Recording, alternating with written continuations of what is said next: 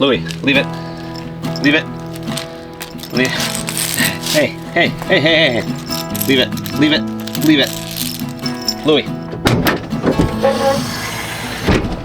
I can't believe we went the first 3 years of full-time RVing without these two things. Tire pressure monitor system and a way to pump up your tires if you need it.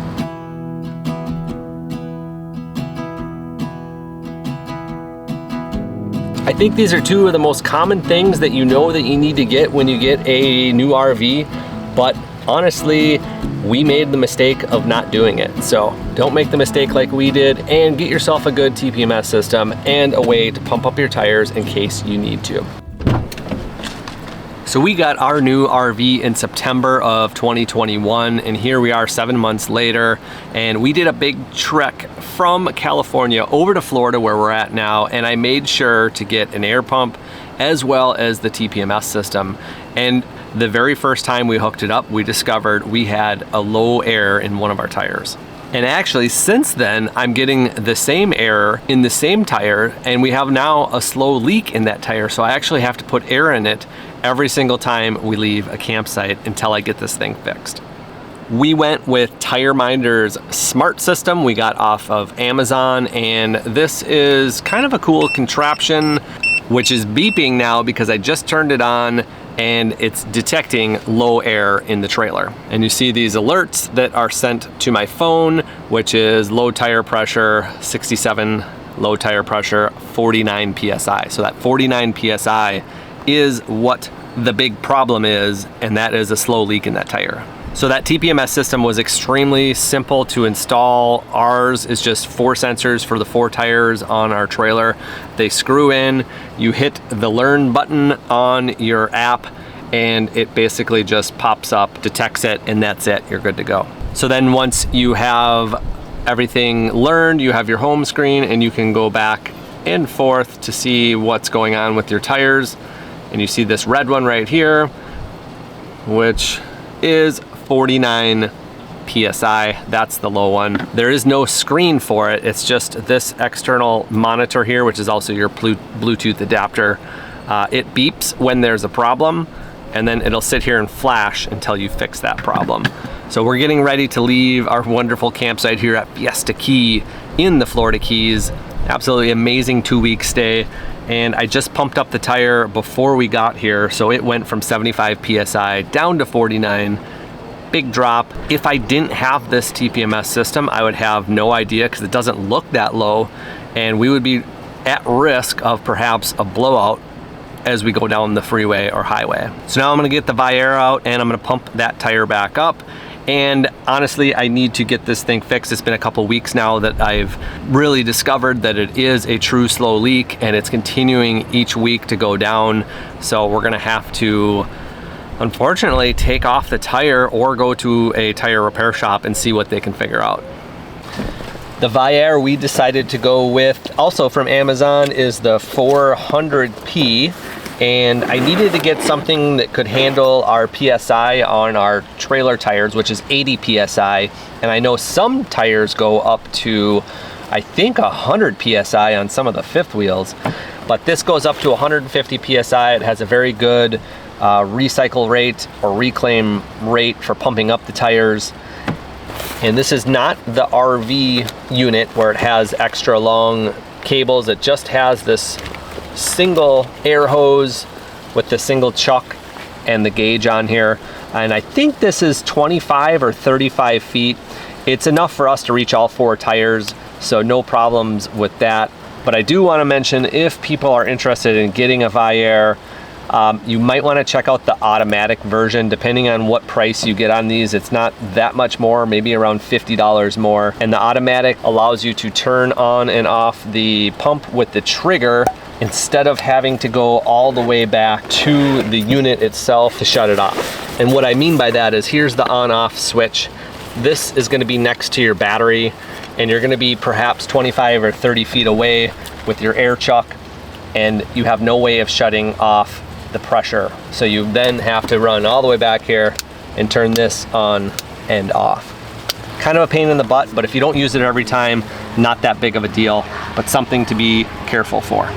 Now we have that Battle-Born lithium battery that we have installed in our truck for our Dometic cooler there. So I like to use this as my point of contact for running this pump. That way I don't have to worry about the truck running. And that way I have this 100 amp hour lithium Battle-Born battery that I can have the pump hooked up to and not have any worries about it.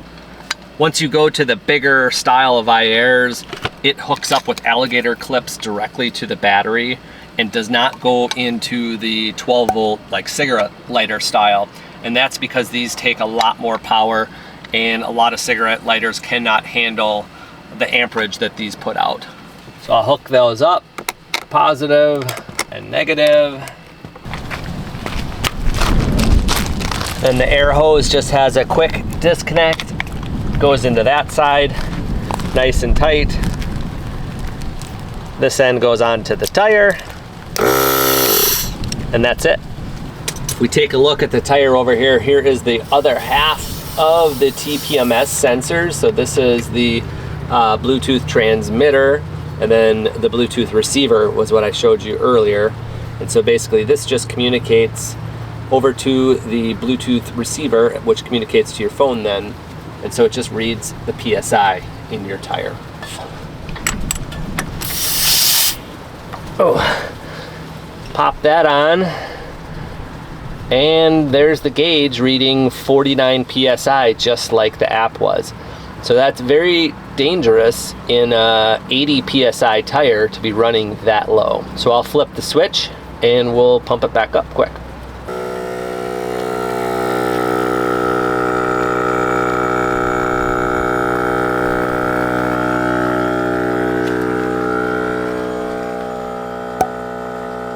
Now that gauge reads about 5 PSI, roughly higher while the pump is on. So that's another thing to keep in consideration. If you don't have the trigger automatic style of iAir, you have to run back, shut it off, look at your gauge, make sure it's accurate. And that took about 90 seconds to maybe 2 minutes to fill up that 25-ish PSI. So right now the app is reading 0 because it's not technically hooked up to anything. And we'll just screw that back in quick and you'll see it reads it right away, 77 PSI, which was roughly what the gauge was saying. And now all of our tires are reading good. So it is just this one tire that has a slow leak. It's either from the valve stem or along the rim. Maybe there's a slow pinhole. I'm not sure, but we'll have to get it checked out. Okay, right after filming this segment, we left the Florida Keys, went to Orlando, and that's where we finally figured out what was causing that slow leak. There was a nail in the back side of the tire in the sidewall that we just couldn't see for the past weeks. That nail was in such a spot that we could not see it, and it was such a slow leak that I honestly thought it was coming from the valve stem or somewhere else. So finally Chris had her head way up underneath there on the back side, and that's when we felt it. So my initial plan was to plug the tire. So if you don't know what a tire repair plug kit is, I highly recommend getting one and learning how to use it. There are many short YouTube videos that show you exactly what it is and how to actually plug the tire. But basically it consists of a tire reamer, which is used to ream out the hole and make it a little bit bigger after you removed the object that was causing the initial puncture. And then once the hole is a little bit bigger, you can use the tire plug insert tool and the shoestring tire plug to put inside of the tire and plug it, actually pretty easily. I know it sounds kind of complicated, but honestly, it is not that difficult to do. And in many cases, you can plug the tire right on the vehicle and then use an air compressor like I did in this video to pump the tire back up and get you on the way to perhaps get the tire fixed permanently. And I say that because there is safe areas of the tire to plug and then unsafe areas for the tire to plug. Basically, it's the flat tread part of the tire that is the most safe to plug. And if you look at where my nail was, it was off of the tread, very high up on the sidewall of the tire. So plan B for me was to remove the tire and put on our full-size spare, as the next day was a travel day for us and we were headed to Savannah, and then we could just get the tire fixed once we were in that location and then swap the spare and the good tire back on. But after trying for about an hour in the 100-degree Florida heat, I couldn't get the lug nuts off the tire. Well, I take that back. I got one lug nut off in an hour and I was really struggling. I learned that I didn't have a lug nut wrench or a proper lug nut wrench or even an impact gun to remove the tire. And this is a brand new travel trailer. I didn't even really think about it when we bought it. It came with a full-size spare, a nice Goodyear Assurance tire, but no way to actually change the tire that I know of. So I was using a 1/2-inch ratchet along with an extension, and it just was not enough leverage to get those lug nuts off. I thought about using the one that came with our truck, and because almost every vehicle comes with a tire changing kit, but the lug nuts were different sizes from our truck to our travel trailer. So I struck out there. So this is something to keep in mind if you're aware of how to even change a tire.